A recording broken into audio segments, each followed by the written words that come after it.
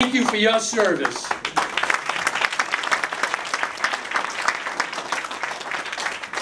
I'm Mike Sullivan. I'm a Republican, and I'm proud to be running in the Republican primary to represent the Republican Party in this upcoming election, and that's why I'm here.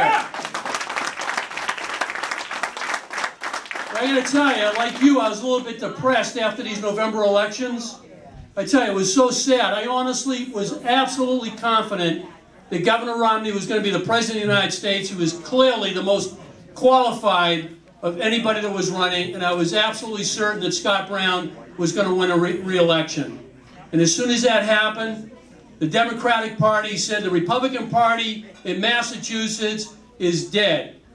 And they started running our obituaries. I got to tell you, when I started traveling this Commonwealth of Massachusetts, the Democratic Party is nervous about this grassroots enthusiasm coming up for this special election in the United States Senate. And that's a credit to each and every one of you.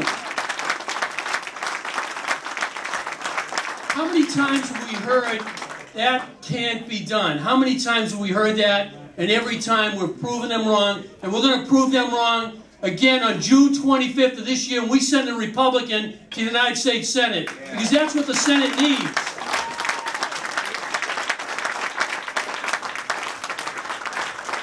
I did a couple of interviews today, and they were asking me about the St. Patrick's Day breakfast.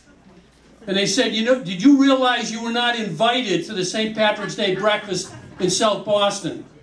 And I said, no, I didn't realize that. They said, well, they called your wife, and she said, is Mike funny? And she said, absolutely not. So they decided to withhold your invitation to the United States, to the breakfast in South Boston. So it just freed up an opportunity for me someplace else on the morning of St. Patrick's Day. Now, obviously, St. Patrick's Day for a Sullivan is a pretty good day. St. Patrick's Day actually starts for me tomorrow, and I think we'll probably go until maybe next Wednesday or Thursday with the leftovers on the corned beef and cabbage. So happy St. Patrick's Day to all of you.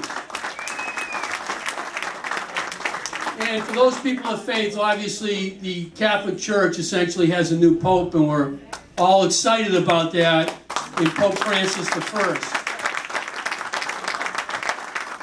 And a couple of guys from BC High are especially excited because he's a Jesuit, and I have a couple of my high school classmates here who are trying to make up their mind in terms of who they're going to be supporting on April 30th because they recall me back in my high school days.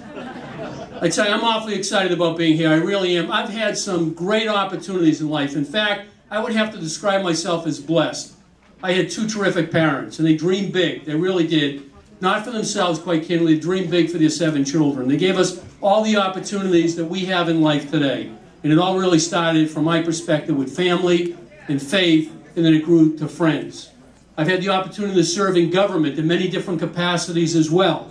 I served the 7th Plymouth District, Abington, Holbrook, and Whitman. I was thinking about Holly Robichaud's story about the 2 people at a table, 4 people at a table, and with Sean O'Connell. I can remember the first time I decided to run for state rep.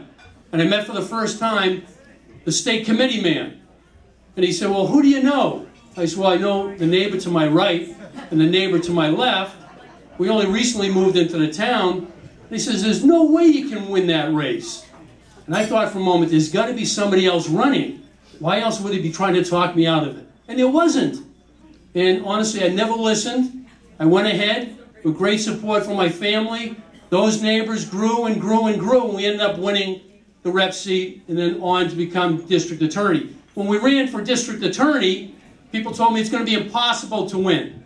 Quite candidly, Bob Dole at the top of the ticket. There's no way you're going to be able to win in a presidential election for district attorney. Bob Dole got 28% of the vote, less than Mitt Romney got in this last presidential election, and we beat him again. Quite honestly, it wasn't because of me, it was because of the groundswell of support that we got in order to win that campaign. It was the same type of enthusiasm we saw when we decided to get the nomination papers filled out. Now, I can't say I'm a complete romantic. I try to be somewhat romantic. February 14th, if you remember, was Valentine's Day. My Valentine's gift to my wife was letting her know that we're going to try to get 10,000 signatures to get on the Republican ballot. So, and she's still here. So thank you.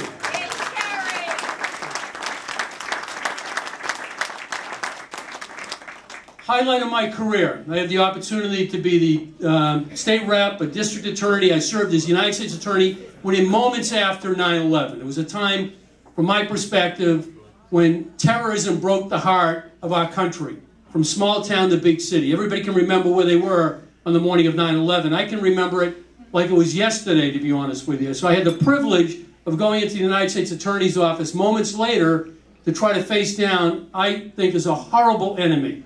An enemy that really wants to destroy us both from within and outside, to take all the rights and the privileges, all the liberties that we have. And we immediately got involved in the investigation of 9/11. And then a couple months later, we had another event that happened, where Al-Qaeda attempted to blow up 2 planes crossing the Atlantic Ocean the weekend before Christmas. And on one of those planes was a guy named Richard Reed, the shoe bomber. And I've seen Richard Reed.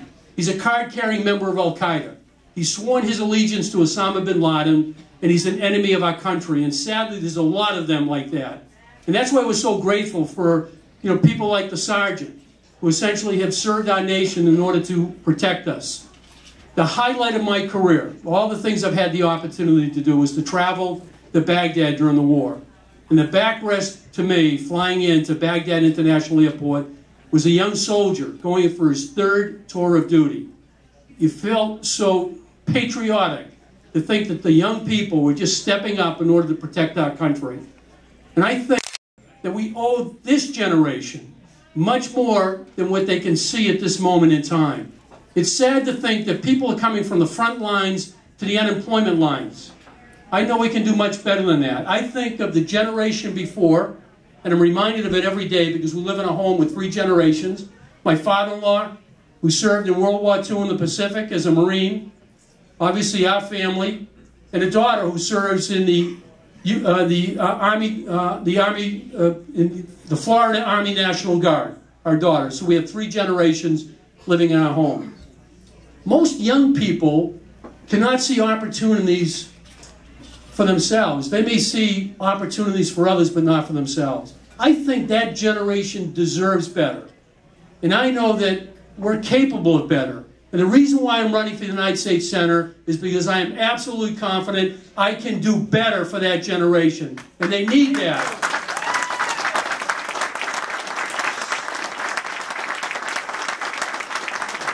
$16 trillion is unconscionable. And no plan to pay it back. No plan to pay it down. Each one of us likely has had to take on debt at some point in our lives. But we take it on knowing that we're going to be able to pay it back. New York Times said yesterday, debt's not bad. Actually, debt's good. Well, some debt might, but not $16 trillion and growing deficits year in and year out. And that United States Senate cannot even pass a budget in the last 4 years. And they complain about a filibuster, questioning whether or not our government has the ability to spy and kill on U.S. soil. The Senate can do much better than that, and there should be a budget. And they wrench their hands about $85 billion cuts, about 2.5%. People I've spoken with have had to cut a lot more than 2.5%. Our government can survive with more than a 2.5% cut, and that's the reason why I want to go to Washington, D.C. I was in Worcester last night. It was a crowd like this.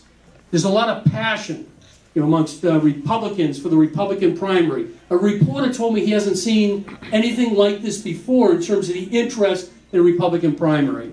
We have a lot of work to do between now and April 30th. It's a short window of time. The Democrats are fearful because their interest is in power. Our interest is in serving. And I would really appreciate the opportunity for your vote on April 30th, and I would welcome the opportunity to take on the Democrat on June 25th because I believe that we can win that seat with your help. Thank you very much, and thank you.